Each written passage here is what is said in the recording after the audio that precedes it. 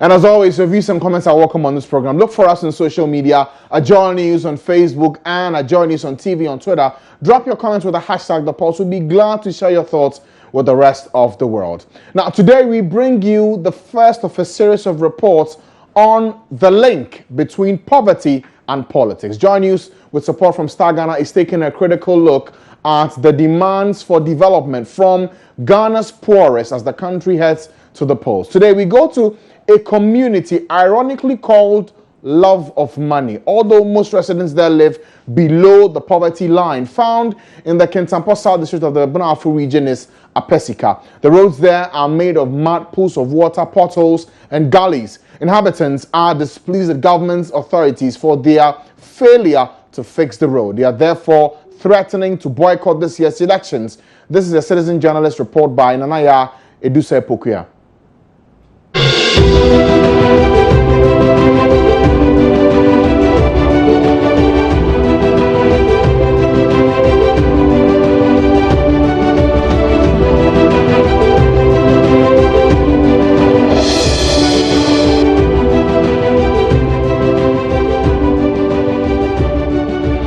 Sika is a farming community in the Bonafu region. The name of the town translated from Akan means love for money. However, residents here are not dying for money, they are crying for good roads. This is the road from Kintampo to Apesika. The road is very poor. It's no good at all. The farmers don't know even how to bring their foodstuffs from Apesika to Kintampo South or Kintampo for marketing. So this is Apesika road. When it rains, you can imagine how it is. The terrible state of the road has compelled Stephen to use a donkey cart. Here, it is about the survival of the fittest. Pedestrians compete with motorbikes and cars for space. Lydia Amua, who speaks for the Queen Mother of Apesika, says residents here considering boycotting this year's general elections.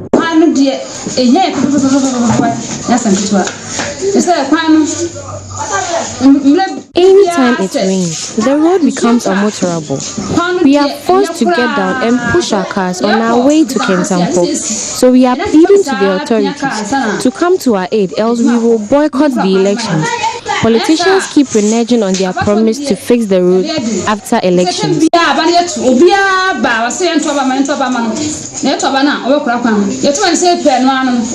Mapa, another resident, says politicians have promised to fix the roads on countless occasions.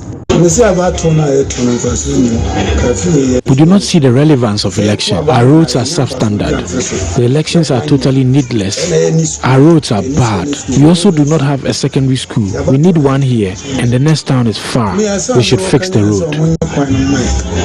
Latifa lost her sister due to the bad roads. She complained of headache and we gave her some medication. On our way to the hospital at Kintampo, it started raining cats and dogs till the next morning. We had no choice but to go back home without visiting the health facility because the road had been swallowed up by flood. She died because of the bad state of the roads. But for the road, she would have still been alive. The condition of the road can aggravate the already ailing condition of residents when they use the Apesika road. We will feel the pain all over our body when we use that road. The unit committee chairman believes a boycott of the elections will be the wake-up call for politicians to attend to the needs of the people.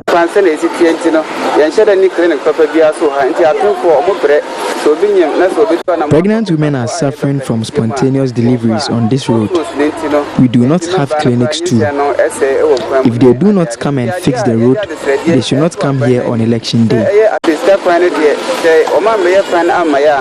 November 7th, about one about Betono, the empathy who position the new work is so we see as over campaign and as I say. A poverty and politics report by citizen journalist Nanaya Edusi Pokia Apeska with support from Star Ghana.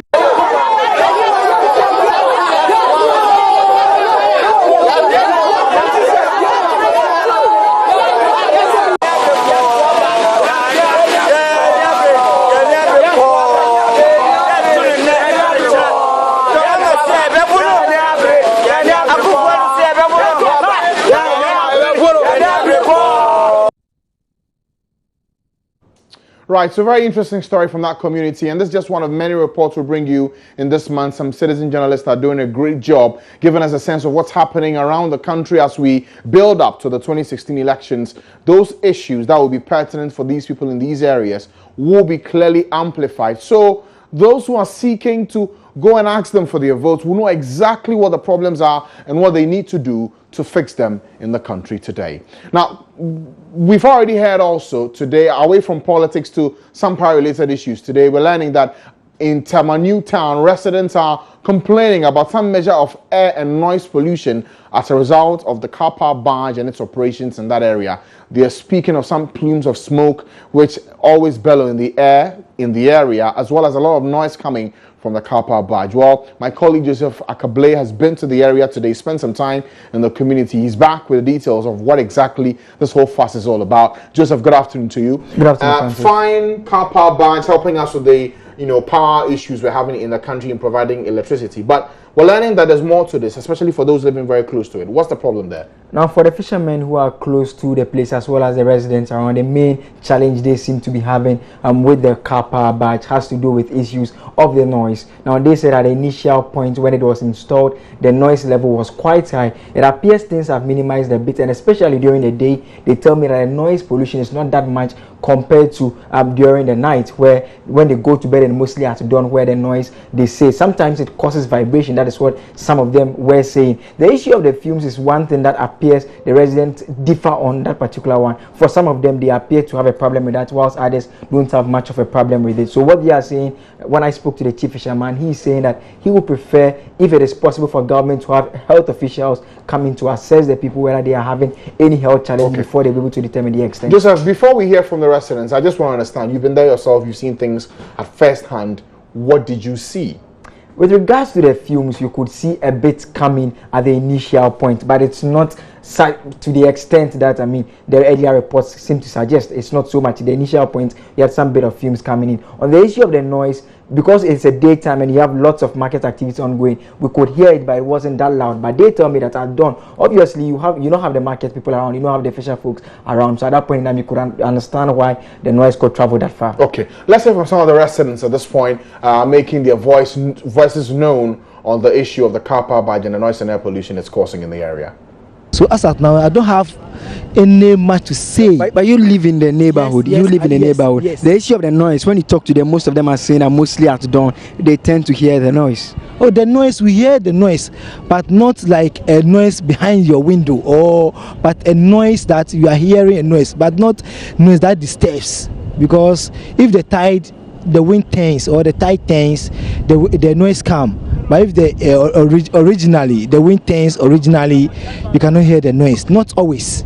Now, on the issue of the smoke, so you still stand by what you said earlier, that if it is possible for a bit of assessment to be done by health experts, just to ascertain whether indeed it's having any impact of your people, that will not be a bad thing, right? Yes. Like I mentioned, if a hospital or a doctor came out that people from Newtown are coming with a particular illness, then a research have to be done, so that if the problem comes from the Karpower ship, then we also attack them or we inform them, because we have some of their PROs who do contact us always.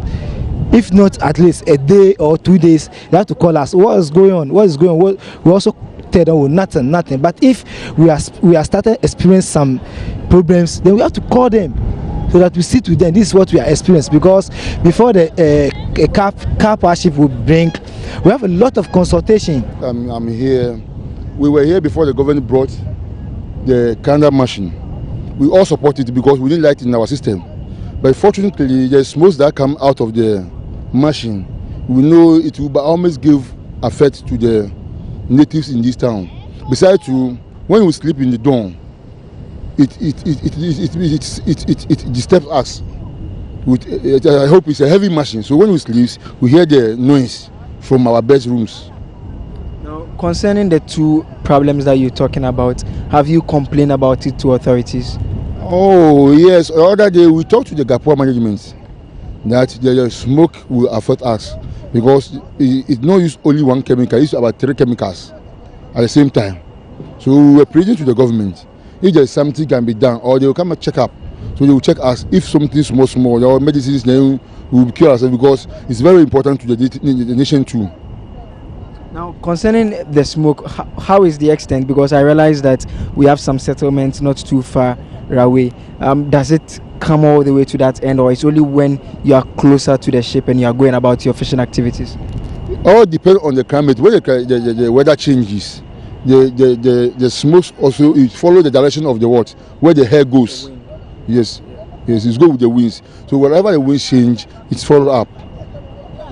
So what would you like government to do about this particular issue for you? Once we are born of Ghana, we are all citizens. We cannot stop the government from bringing this in our country. Once it has bring this to those who close behind it, we should let doctors to come and check us. If there's a problem, then we start curing it earlier before it will be too late.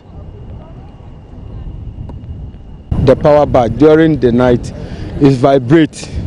The engine vibrate the whole ground, the whole buildings in the town. So that's how we feel throughout your legs. Sometimes if you are in the wooden structure, you can see that the top of the roof building is vibrating seriously. That's how we feel in Tamanu town. And how does this affect you? Because around which time specifically is the noise so loud, and to what extent does it affect you? During the night you feel it more, that you feel the vibration more in the night than the day. That's how it is. The noise, we hear only the noise. We will hear. But from here, if we see any noise again, they hear no noise. And after the work, when everybody can repair in it, finish, everybody they going home. So now time we don't know what is happening here. Apart from the watchmen who they watch the canoes, they be there alone where would they live there here. So then too, I don't know whether it worry them. But we did here after the repairing net. After that, everybody will go in house. Okay, so what he is saying is that for him, he doesn't live anywhere close to this particular location. But what happens is that during the daytime when he comes here to work, he says as the noise from the barge disturbs them during the activities. And he earlier mentioned that sometimes they have people even have phone calls, even have a bit of problem hearing. So that is the noise situation. But in terms of the evenings, he doesn't live around here, so he doesn't really know how that affects them over here. That's just speaking to some of the residents in Tamanu Town, expressing their views on this issue to do with the air and noise pollution in relation to that power barge, the Tema Harbour. I'm speaking about the Karpower barge here. So Joseph, in all of this, yes, we've heard from the residents, but did you get to speak to the managers of this barge and their response to this issue? I tried contacting them. The only information we can say for a fact is what they issued earlier today about the fact that the accounts from the residents, it's not accurate. But when I contacted them, when I got to the grounds, they say they want to remain tightly on the issue for now, and that's an appropriate time they'll issue another statement on the whole issue. Okay, all right. And we have been trying to speak to the Environmental Protection Agency, the EPA, on this matter. We've been unable to reach them for now, but we'll try as much as we can. If we get a response, we will share it with you here on the program. But thank you, Joseph, for those details from the Tamanu Town. You already know that for this Karpower barge, it's given us some 225 megawatts of power in the country, and already issues of environmental pollution are coming up quite strongly in this regard.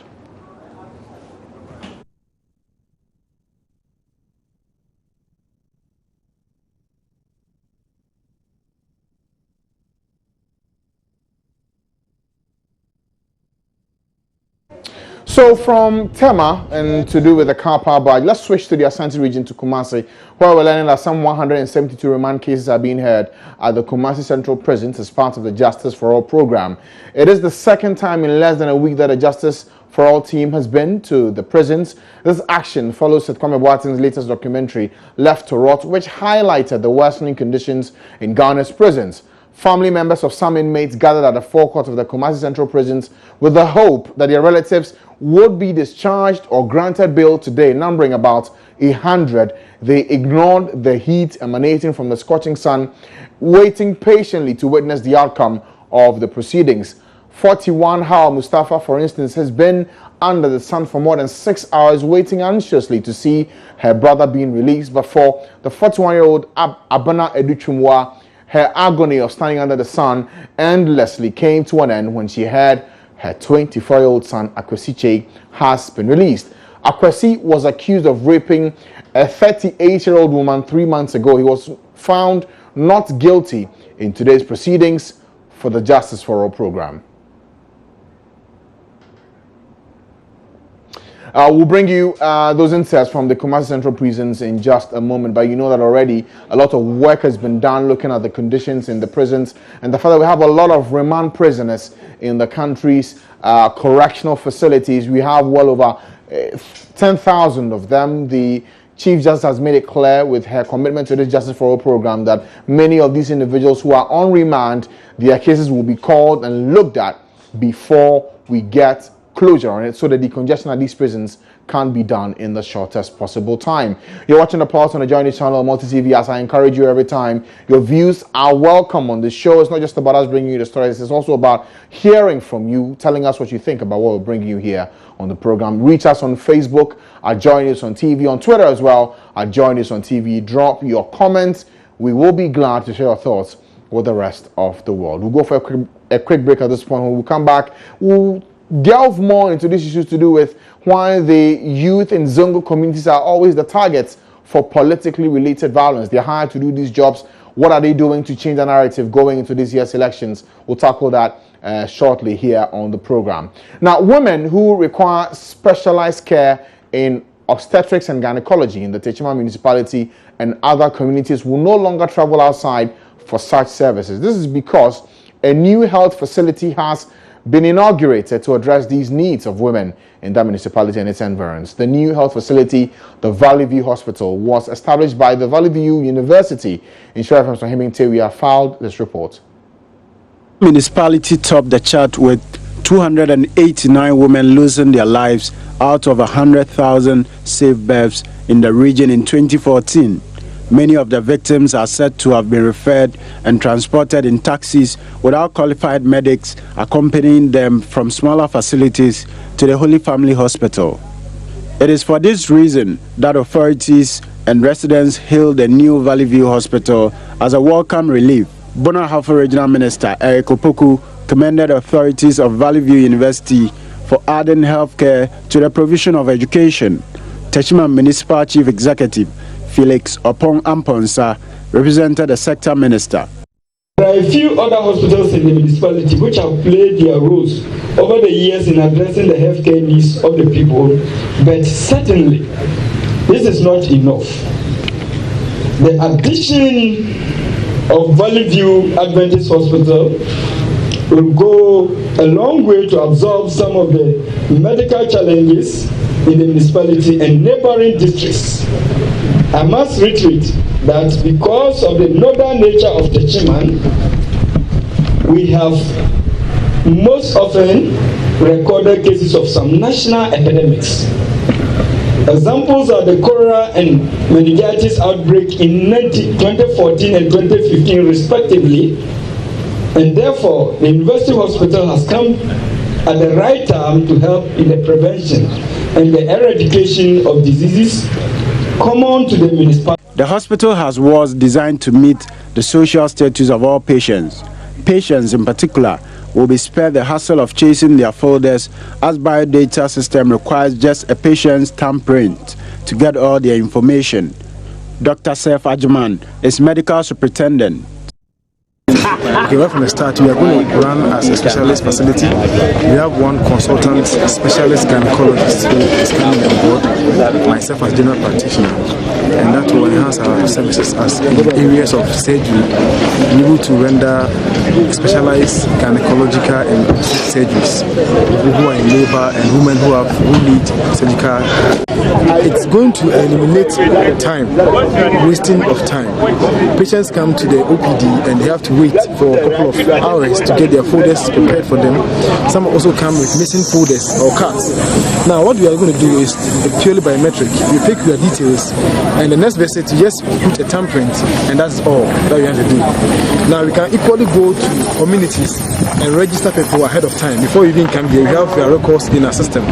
Once you come here, you don't need to carry in paper. You go to see the records people, they will direct you to where to go. The doctor will have a notification and will also equally see you over there. If you have to do in the lab, just go to the lab and take your blood sample. Wait, your labs are ready to be announced, and then you come to the doctor, get your prescriptions prepared, you go to the accounts, make your payment if possible, and also take your drugs and leave. So we anticipate that the maximum time to spend on OPD for a particular person will be a maximum of 30 minutes.